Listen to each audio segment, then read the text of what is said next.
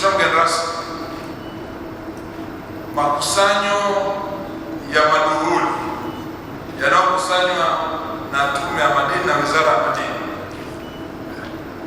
ambayo yanaingia kwenye mfuko mkuu wa serikali mwaka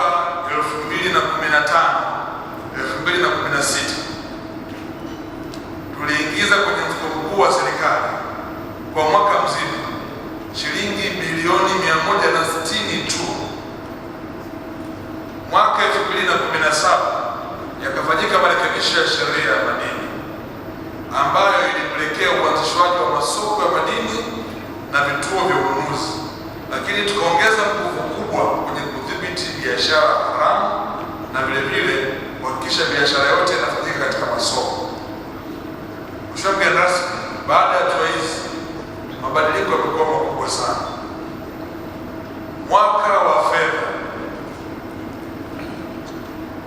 24-25 sekta ya madini iliwekewa malengo ya kukusanya shilingi trilioni 1 kuingiza mfuko mkuu wa serikali. Mheshimiwa mgeni rasmi, mpaka tarehe 30 mwezi wa 6 mwaka 2025 sekta ya madini ilikuwa imeingiza kwenye mfuko mkuu wa serikali shilingi trilioni 1.071 sawasawa na 103 na tukavuka lengo. Mheshimiwa mgeni rasmi, mwaka huu wa fedha unaoishia tumewekewa lengo la kukusanya shilingi trilioni 1 na bilioni 200. Mpaka tarehe ya jana, Mheshimiwa mgeni rasmi, Wizara ya Madini ilikuwa imeingiza kwenye mfuko mkuu wa serikali shilingi trilioni 1 na bilioni 300 sawasawa na 107 ya lengo ambalo tumewekewa. Mheshimiwa mgeni rasmi, katika haya makusanyo yote wachimbaji hao wadogo wanachangia 40%. Wanachangia 40% wakiwa hawana mitaji ya kutosha, wakiwa hawana teknolojia na kuchimba kwa kubahatisha.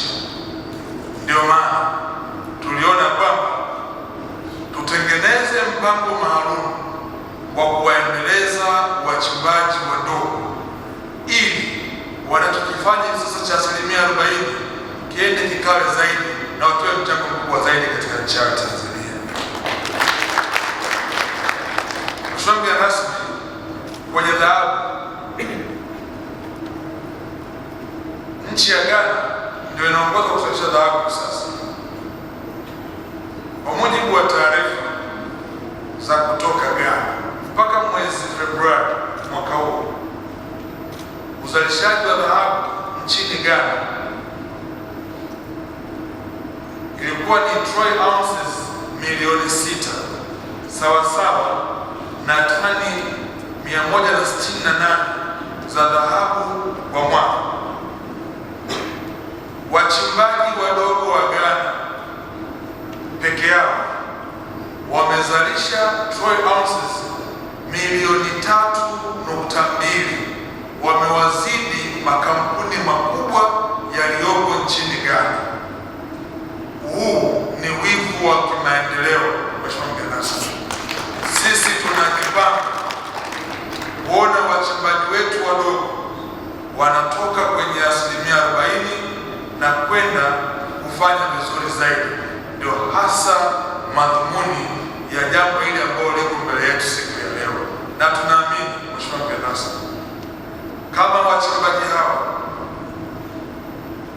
wao wadogo kabisa wanashindwa tu kuzalisha kwa kukosa pump compressor na muda mwingine haifiki hata milioni 30, ni wakati sasa kuweza kuwasaidia kuwaimarisha ili waongeze uzalishaji, na ndio makusudi mazima ya taarifa hii ambayo mapendekezo yake yameweza mgeni rasmi, tunachukua hatua gani kuweza kuyafikia haya? Eneo la kwanza, mheshimiwa mgeni rasmi, lazima tuwawezeshe watu wetu. Serikali yoyote duniani lazima iwapiganie watu wake. Wako baadhi ya watu raia kutoka nchi za nje wanafanya kazi kwetu hapa nchini, wanafanya comfortably kwa sababu serikali zao zinawasaidia, zinaweka mkono wao, ndio maana wanaweza kufanya vizuri.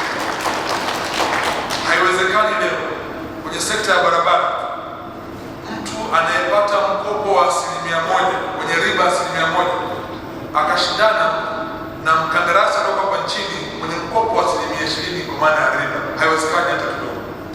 Tumeona kwenye sekta ya madini, serikali na sisi tutimize wajibu wetu, tuwasaidie hawa wachimbaji wadogo waongeze tija kwenye uzalishaji.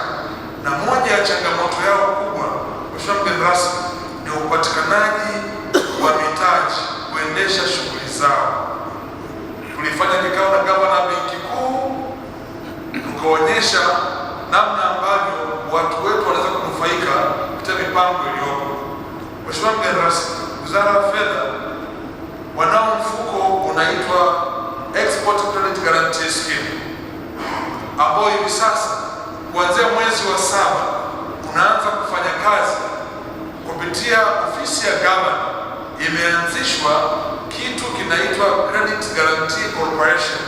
Ni kampuni ya dhamana ya mikopo, ndiyo eneo ambalo tunaamini kabisa tunakwenda kuwaibua na kuwasaidia wachimbaji wetu wadogo nchini Tanzania kupitia katika kampuni hii, ambao mheshimiwa mgeni rasmi, kwa maelezo ya gavana, inaanza tarehe 1 mwezi wa 7 ndio taratibu zitaanza, na inaanza na mtaji kwa maana ya mfumo wa ukopeshaji kuanzia bilioni 300 mpaka trilioni 6. Hivi akija mchimbaji mdogo leo anahitaji mkopo, akienda benki ya kawaida ya biashara, akikutana na vigezo ambavyo yeye hawezi kuvifikia, 50% serikali itafanya kazi hiyo ya kuweka dhamana aweze kukopesha.